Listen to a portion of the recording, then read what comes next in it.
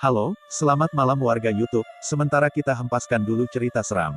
Malam ini Mbak Syaris akan menceritakan isi film berdasarkan kisah nyata. Kisah ini berasal dari negeri Turki tahun 60-an, kisah yang sangat baik, bisa kita petik sisi positifnya. Oke, langsung aja ke alurnya. Awal film melihatkan Pasutri tengah berdebat serius. Mahir adalah guru pegawai negeri yang akan ditempatkan pemerintah ke sebuah desa Kurdi, seberang pegunungan untuk beberapa bulan. Mengajak istrinya, sekalian untuk healing. Ternyata istrinya gak mau, lebih baik mati daripada jalan-jalan ke sana, malah menyuruh suaminya berhenti jadi pegawai negeri dan bekerja aja untuk ayahnya. Mahir sebagai laki-laki gengsi dong bekerja dengan ayah mertua. Mahir mampu menafkahi keluarga tanpa bantuan ortu istrinya yang kaya, katanya, jika Mahir tidak melaksanakan kebijakan pemerintah, dia gak dapat pensiunan. Istrinya gak peduli, bodoh amat katanya. Besok harinya, Mahir pergi diiringi isak tangis istrinya itu.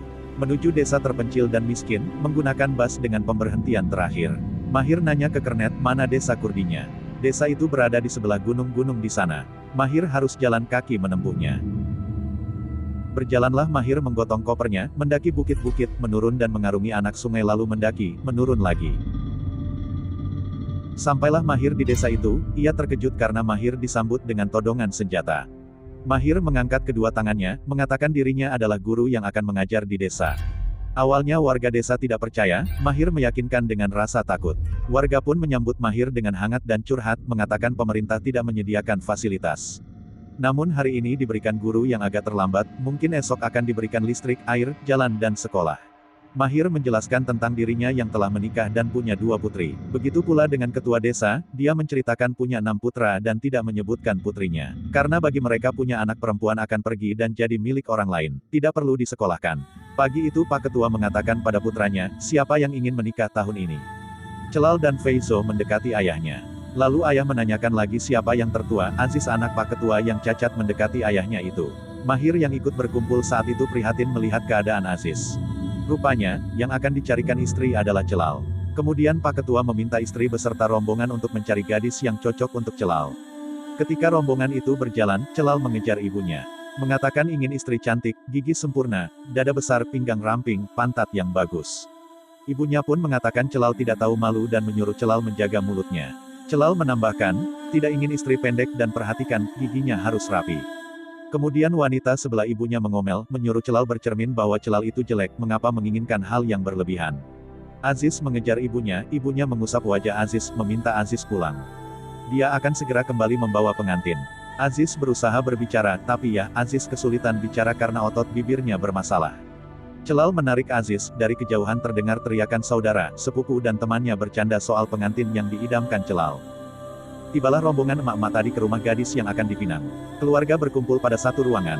Gadis ini bernama Gule, dia mengantarkan minum kepada pihak Celal. Gule menyapa ibunya Celal dengan sangat dekat untuk menunjukkan bahwa hawa mulutnya tidak berbau. Ibu Celal mengatakan pada anggota rombongan bahwa Gule tidak bau mulut. Kemudian Gule duduk di tengah. Pihak Celal menanyakan apa nama surat Al-Baqarah ayat 255. Gule menjawab ayat kursi. Gule diminta untuk membacakan ayat tersebut. Selanjutnya, mereka menanyakan bagaimana cara memasak kacang. Gule menjelaskan cara memasak kacang, anggota rombongan berbisik-bisik. Setelahnya, tali digelar, Gule diminta berjalan pada tali itu, gunanya untuk melihat kalau kaki gadis tidak bengkok. Si emak memegang pinggul Gule, ia mengatakan pinggul Gule besar akan mempermudah saat melahirkan. Menyuruh Gule meneguk air, supaya bisa melihat leher Gule ada penyakit gondok apa enggak. Wanita tua itu meminta Gule membuka mulutnya, gigi Gule yang renggang terlihat. Ketua rombongan mengatakan, Gule punya pengetahuan Al-Quran yang bagus, tahu cara memasak. Dia memutuskan Gule menjadi calon pengantin. Tiba pula pihak perempuan menanyakan bagaimana calon prianya. Anggota rombongan mulai menjelaskan bagaimana Celal. Pria yang paling tampan sekampung, mata coklat, berkulit gelap kuat, dan religius. Begitulah tradisi di kampung ini cara memilih calon istri. Calon pengantin langsung dibawa, ditandu dengan kuda. Setelah akad, pria-pria ini beramai mengantar Celal ke kamar. Celal membuka kain penutup, udah gak sabar melihat istrinya itu. Celal bertanya sambil tersenyum, menunggu jawaban Gule. Gule senyum, terlihatlah gigi Gule tidak rapi. Celal agak kecewa, tapi mau gimana lagi, hasrat pun udah mendesak Celal mematikan lampu. 3 hari kemudian, Mahir pergi ke kota ditemani oleh tetua desa. Mereka akan pergi ke dinas pendidikan guna meminta pembangunan sekolah di desa Kurdi. Lagi-lagi Aziz mengejar ayahnya itu serta berbicara yang orang-orang tidak paham. Si ayah mengatakan ia akan berhati-hati dan segera pulang. Tengah perjalanan, para bandit menghampiri mereka. Mahir ketakutan. Ternyata bandit hanya menyapa tetua desa dengan ramah kemudian mereka pergi. Mahir heran kenapa mereka tidak jahat. Ketua desa mengatakan, mereka tidak jahat, tidak merepotkan orang-orang, mereka penguasa gunung-gunung. Direktur mengatakan bahwa keadaan dalam kesulitan. Pemerintah berada di bawah darurat militer, artinya militer sedang mengambil alih kekuasaan dari pemerintahan yang bermasalah. Karena Perdana Menteri Adnan 2 hari lalu dieksekusi. Jadi sulit untuk merencanakan pembangunan, dia bilang tidak bisa melakukan apa-apa soal pembangunan sekolah tersebut.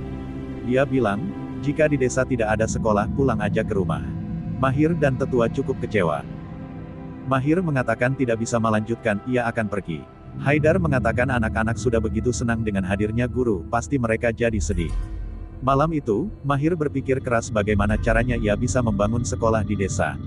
Paginya, Mahir mendatangi terminal, melihat 2 patua sedang menunggu bus. Mahir mengatakan, apakah benar warga desa menginginkan Mahir tetap tinggal dan mengajar? Tentu aja, kata ketua. Baiklah, kalau begitu ada syaratnya. Mahir akan tetap mengajar di desa tapi anak-anak perempuan juga harus sekolah. Davud dan Haidar menyetujui, keduanya sangat senang. Mahir nelpon istrinya, mengatakan dia disandera oleh bandit ketika menuju desa. Menodongkan pistol di kepala Mahir, minta tebusan 2.000 lira. Kalau istrinya tidak memberi uang tebusan, Kamila akan jadi janda dan putrinya hidup tanpa ayah. Jangan telpon polisi atau mengadu pada ayahnya. Begitulah Mahir sedang menakuti istrinya demi uang pembangunan sekolah. Uang itu segera Mahir dapatkan, menemui ketua desa. Mengatakan uang itu untuk membeli semen dan besi. Pembangunan dimulai, lalu para bandit datang ingin membantu pekerjaan pembuatan sekolah. Warga desa dan para bandit bergotong royong membangun sekolah penuh sukacita. Aziz berjalan-jalan sekitar pembuatan sekolah. Seperti biasa, Aziz selalu diolok-olok oleh anak-anak dengan sebutan sinting gila mereng. Mahir yang melihat merasa kasihan, namun Aziz masih takut dengan Mahir. Saudara Aziz menjemput Aziz untuk mandi. Ketika ibunya mengambil air hangat, Aziz udah kabur. Aziz berlari di luar rumah tanpa pakaian. Saudaranya kembali mengejar Aziz yang nakal untuk dimandikan. Waktu berlalu begitu cepat, sekolah udah selesai dibangun. Mahir dan tetua desa mengadakan potong pita sebagai peresmian sekolah pertama kalinya di desa itu.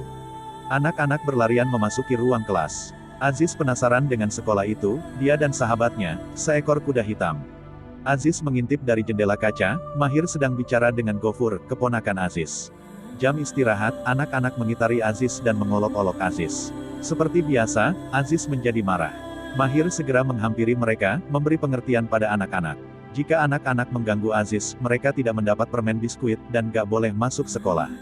Aziz memahami apa yang Mahir lakukan untuknya. Aziz mulai membuka diri pada Mahir namun masih takut dan malu-malu.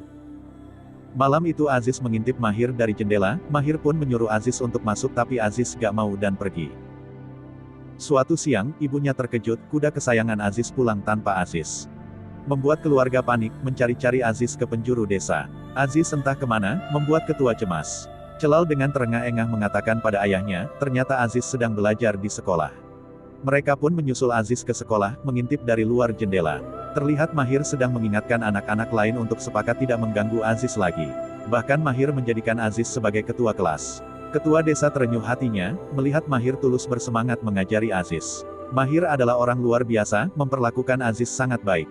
Mahir mengantar Aziz pulang, mengatakan Aziz akan tinggal bersamanya sesekali agar Mahir bisa mengajari Aziz lebih banyak lagi. Davud sangat berterima kasih. Kemudian Haidar mengatakan, Mahir harus siap menghadapi musim salju yang berlangsung 8 bulan lamanya. Desa ini akan terpenjara, jika ingin mengirim surat, sebaiknya secepatnya karena balasan surat akan diterima 8 bulan mendatang. Malam itu, semua keluarga berkumpul terpana bahagia melihat Aziz sedang menulis. Meskipun Aziz cacat, para saudara begitu menyayangi Aziz. Beberapa minggu kemudian, Aziz membangunkan Mahir dengan suaranya yang sulit dipahami. Mahir bangun menanyakan, ia membuka tirai jendela. Rupanya, di luar telah banyak salju. Mahir takjub, ini kali pertama ia melihat salju, karena di tempat tinggalnya tidak ada salju. Mahir keluar, begitupun dengan Aziz, dia berlari di antara salju. Aziz menjatuhkan dirinya di salju dan menggoyang-goyangkan badannya. Musim salju merupakan hal menyenangkan bagi Aziz. Davud kedatangan tamu, yaitu anaknya yang bernama Cemilo. Dia bisa berkunjung di saat bersalju, karena dia adalah buronan. Dahulu, ketua desa dicambuk oleh orang bernama Kaso. Cemilo sakit hati melihat ayahnya disakiti. Cemilo menembak Kaso sampai mati, lalu kabur ke gunung bertahun-tahun lamanya. Jarang berkunjung melihat anak dan istrinya. Istri Cemilo meminta suaminya segera menyerahkan diri pada polisi. Sudah 10 tahun Cemilo bersembunyi, keluarga menjadi cemas, ia seperti menjadi janda dan Gofur seperti tidak berayah. Cemilo mengatakan, tidak semudah perkataan istrinya. Dia bergabung dengan para bandit untuk keadilan, membasmi orang-orang jahat seperti Kaso. Istrinya meminta pada Cemilo untuk serahkan dirinya, bila Cemilo tidak peduli dengan dirinya dan Gofur, lakukanlah demi keluarganya. Setelah musim salju, Cemilo akhirnya menyerahkan diri pada polisi. Meskipun pahit bagi istri anaknya dan keluarga, tapi ini lebih baik daripada jadi buronan. Feizo berlari mengejar ibunya, karena giliran ia akan menikah, ia meminta dipilihkan wanita yang matanya indah, berwarna biru. Kemudian kakak iparnya berkata, siapapun yang dipilih ibu, itulah wanita yang terbaik untukmu. Wanita ini membawa minuman, kemudian dia memberikan pada ketua rombongan sembari menyapa. Wanita tua itu terkejut dan sesak dadanya, karena bau mulut gadis itu. Dia membisikkan hal itu pada anggotanya. Lalu ia bertanya, ada berapa surah dalam Al-Quran? Gadis tadi menjawab, ada 99 surah. Salah, ada 114 surah dalam Al-Quran, kata ketua rombongan. Dan dia memutuskan untuk tidak melanjutkan ke pernikahan karena calon kurang pengetahuan Al-Quran. Mereka pun pamit pergi. Kemudian mereka mendatangi calon lainnya. Seperti biasa, calon diharuskan membawa minuman pada calon mertuanya. Wanita tua ini bingung, gadis itu seakan tidak bicara padanya. Karena gadis ini bermata juling. Ketua rombongan bertanya, surah apa yang terpanjang dalam Al-Quran? Si gadis menjawab, surah Al-Baqarah 268 ayat 50 halaman. Calon mertua mengatakan, Tuhan memberkatimu nak. Dan ketika berjalan di atas tali, gadis itu berjalan seperti sempoyongan, menantunya berbisik pada mertuanya, dia berjalan tidak lurus karena matanya, tidak ada cacat yang lain. Kemudian ketua memutuskan untuk melanjutkan ke pernikahan karena si gadis punya pengetahuan Al-Quran serta pandai memasak, hal itulah yang terpenting. Calon pengantin ditandu dengan kuda, diarak beramai-ramai. Hal biasa mereka lakukan, para laki-laki berkomen soal pengantin wanita pada pengantin pria. Aziz pun ikut nimbrung di situ, dia paham akan hal itu, tapi malangnya dia gak bisa bicara. Saatnya Feizo melihat istrinya. Dia lebih tidak sabaran, segera membuka tudung istrinya. Istrinya tersenyum dengan mata julingnya. Apa mau dikata, pikir Feizo, inilah miliknya. Feizo segera menjatuhkan istrinya ke ranjang. Di pengadilan, Cemilo mendapat hukuman 24 tahun penjara. Tapi ia melakukan pembunuhan karena suatu alasan, hukuman dikurangi 4 tahun. Rombongan ketua desa, merasa senang karena pengurangan hukuman untuk Cemilo. Mereka keluar pengadilan dan membeli minum. Tiba-tiba dua pria dari kejauhan akan menembak seorang laki-laki tua. Mungkin karena alasan dendam. Ketika itu, Davud berada tidak jauh dari anak muda yang memegang pistol. Davud memukul tangan anak muda itu dengan tongkatnya, pistol pun terjatuh. Kedua orang tadi kabur dan dikejar oleh polisi. Laki-laki tadi mendekati Davud mengenalkan dirinya bernama Isa dari desa Fesri, Davud juga mengenalkan dirinya. Isa mengucapkan banyak terima kasih karena telah menyelamatkan nyawanya. Dia berhutang budi, tidak tahu bagaimana cara membalasnya. Namun Davud tidak menginginkan apa-apa, meminta Isa pergi dan melakukan kebaikan.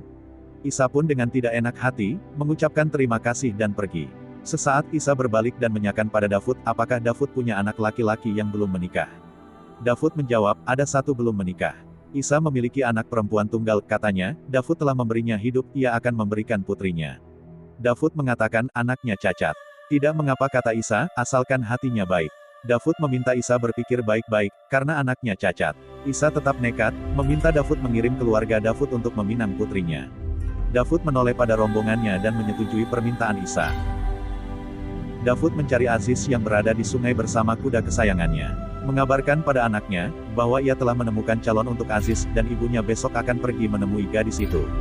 Aziz menangis dan mengeluarkan suara yang tidak dipahami, Davud memeluk Aziz tercinta. Hazar dan rombongan akan menemui calon Aziz. Aziz mengejar ibunya, seperti biasa, para laki-laki ramai menyebutkan hal yang indah-indah dari kejauhan. Si ibu pun mengatakan pada Aziz, ia akan membawa gadis tercantik untuk Aziz. Setibanya di rumah calon, Hazar menanyakan miskin pada calon besannya. Mengatakan, putrinya pandai membaca dan tahu tentang Al-Quran, pandai memasak. Hazar mengatakan kalau pernikahan ini udah disetujui, mereka berkunjung karena menjalankan tradisi. Miskin muncul membawa minum, rombongan ini terdiam terpana melihat miskin calon Aziz itu. Gadis itu sempurna parasnya, badan bagus, gigi rapi, bermata biru serta senyum yang manis. Hazar menangis, membuat ibunya miskin bertanya. Hazar mengatakan matanya terkena debu, membuatnya menangis. Begitu pula dengan yang lain juga menangis karena gadis secantik ini akan menikah dengan Aziz yang cacat. Hazar dan rombongan terdiam sedih, tidak ada yang mereka tanyakan. Lalu gadis malang itu meminta untuk ditanyakan soal Al-Quran, memasak dan menanyakan tali, karena dia ingin sekali merasakan hal itu, seperti yang dirasakan oleh calon-calon pengantin yang lain. Semakin keraslah tangis Hazar, Hazar tak dapat berkata-kata. Salah seorang mengatakan, Miskin gadis cerdas dan cantik, dia disetujui untuk melanjutkan ke pernikahan. Miskin heran, kenapa dia terbebas dari pertanyaan-pertanyaan itu. Kemudian ibunya Miskin menanyakan soal Aziz. Hazar dengan sedih hati mengatakan anaknya cacat. Hancurlah hati Miskin, tapi karena ayahnya terlanjur berucap menyerahkan putrinya tanpa melihat dulu yang dinikahkan itu seperti apa. Miskin bertambah menangis di atas kuda, setelah melihat Aziz di atas menabur bunga. Hazar menguatkan hati menantunya itu. Ini adalah takdir hidupnya, Aziz seperti itu apa adanya, sekarang, Miskin adalah ibu dan istri Aziz. Hazar mengajarkan Miskin apa-apa yang harus dilakukan pada Aziz. Kemudian Hazar mencium kening Miskin, dia bersyukur dan berterima kasih pada menantunya itu, tidak ada gadis lain yang mampu menjalani selain Miskin. Para sahabat dan saudara, seperti biasa, berkomentar soal istri Aziz, memberi semangat pada Aziz untuk hari bahagianya. Pria di sebelah Aziz mengatakan Aziz harus ingat apa yang harus dia lakukan pada istrinya. Aziz dengan senang dan mencium kepala botak pria itu hehehe. Saat mereka mengantar Aziz ke depan pintu kamar, seorang pria di belakang berkata, Aziz tidak akan mampu berbuat apa-apa, dia bertaruh, gadis itu tidak akan tersentuh. Begitulah kata orang iri hati, karena pria seperti Aziz bisa menikah dengan gadis cantik. Aziz berusaha keras menggerakkan tangannya untuk membuka tudung istrinya, greget Miskin membuka kerudungnya sendiri, akhirnya Aziz melihat rupa wajah istrinya dan Aziz lemas jatuh di lantai, kejang-kejang. Miskin panik memanggil orang di luar, rombongan sahabat tadi masih di luar segera masuk dan mengangkat Aziz. Celal menanyakan pada Miskin apa yang terjadi, namun rombongan itu baru kali pertama melihat Miskin, mereka pun terkejut melihat wajah istri Aziz. Wajar aja Aziz kejang-kejang, ternyata Miskin itu manis banget, Aziz tidak kuasa melihatnya, kata Celal yang menyeka iler Aziz. Malam itu, apakah telah terjadi bercocok tanam, entahlah. Yang jelas, para menantu di sebelah dinding mengintip Miskin yang lagi mandiin Aziz lalu menyuapi sarapan pagi, tampaknya Aziz pagi ini tidak mau pergi ke sekolah, Miskin mengatakan jangan sekarang Aziz, nanti malam aja. Kemudian Miskin pergi ke rumah mertuanya, semua menantu menggoda Miskin yang 4 hari tidak keluar rumah, Miskin tersipu-sipu malu, mereka berpikir Aziz telah memuaskannya. Hazar menanyakan apakah menantunya itu memandikan Aziz. Iya, katanya, memandikan, menyuapi dan mendandaninya, hari ini dia pergi ke sekolah, Tuhan berkati hatimu nak, doa mertuanya. Bagi Miskin, Aziz adalah suaminya, anaknya dan ayahnya, segalanya baginya, ia akan menjaga Aziz. Hazar merasa tenang, jika ia meninggal nanti ada yang mengurus Aziz. Hazar terharu, menangis sembari mencium tangan menantunya itu. Sore itu, Miskin mengambil air di sumur umum, namun ada saja mulut-mulut bengis yang mengatai Miskin adalah wanita bodoh, memalukan, amit-amit, mau aja menikahi pria lumpuh, mulutnya kotor yang suka ileran, dia mengatakan, lebih baik bunuh diri daripada menikah dengan laki-laki menyedihkan. Miskin yang mendengar tentu sakit hati, lalu ia lari karena tidak tahan mendengar ocehan itu. Begitu pula dengan Aziz, ia pun dicemooh karena Aziz dapat istri cantik. Ya begitulah orang-orang, padahal mereka nikah gak merugikan orang lain, kenapa tetangga yang jungkel-jungkel kepanasan. Miskin menangis, Aziz menyeka air mata dengan tangan kakunya, istrinya tersenyum, Aziz bersandar manja pada Miskin. Esokan harinya, Aziz melihat istrinya diserang oleh wanita-wanita dengki akan kecantikan Miskin, Aziz mengejarnya, wanita iri itu langsung kabur, Miskin menangis, ia tertekan dengan situasi ini. Aziz merasakan hatinya tercabik melihat Miskin disakiti. Aziz menunggang kudanya begitu kencang, sampai saudara jadi cemas dan mengejarnya. Aziz marah pada dirinya sendiri, karena dirinya, istrinya dimusuhi orang-orang, ia berniat ingin terjun ke jurang itu. Mahir memanggilnya, mencoba bicara, bila Aziz ingin terjun, maka gurunya itu akan terjun juga, menanyakan pada Aziz apa yang terjadi. Meminta Aziz menuliskan keinginannya pada buku seperti biasa yang ia lakukan, Mahir akan membacanya dan memberikan solusi. Syukurnya Aziz mau dibujuk. Kemudian Aziz menuliskan kegalauannya dan Mahir membacanya. Miskin dan Aziz malam ini tampak murung, keduanya saling menguatkan, dan saling mendekap. Hari ini pembagian rapor di sekolah, tapi Aziz tidak terlihat di sana, Davud menyuruh Celal menyusul Aziz ke rumahnya. Celal masuk, rumah sepi dan secarik kertas di meja, Aziz dan Miskin udah lari malam. Mereka memberikan surat pada Mahir untuk dibacakan. Dalam surat, Aziz mengatakan ia tidak bisa menyaksikan istrinya dilecehkan dan dihina. Selama bertahun-tahun ia diolok-olok warga desa, baginya tidak mengapa asal jangan istrinya. Ia mengatakan sangat mencintai ibu, ayah dan saudaranya, tapi sulit baginya untuk mengutarakan karena Aziz cacat, tidak bisa bicara dan tidak bisa melakukan sesuatu bermanfaat untuk mereka. Ia meminta maaf, karena kepergiannya akan membuat semuanya sedih. Dan Aziz minta restu atas kepergiannya bersama istri, katanya, jaga kuda hitam untuknya, satu hari nanti ia akan pulang. Keluarga Davud udah kehilangan atas kepergian Aziz, kini tiba pula Mahir yang masa mengajarnya telah selesai. Perpisahan ini menyisakan kerinduan, karena udah banyak masa kebersamaan layaknya sebuah keluarga. Mahir berharap anak-anak bisa melanjutkan sekolah, tidak ada perbedaan laki-laki dan perempuan, keduanya harus sekolah. Mahir memberikan rapor dan gambar yang dibuat Aziz pada Davud. Mahir menangis, menyeka air mata dengan kain kecil, lalu Davud mengatakan ia punya 6 putra. Sekarang Mahir telah menjadi putranya yang ke-7. Davud tidak dapat bicara apa-apa lagi karena kesedihannya. Ia minta Mahir segera pergi.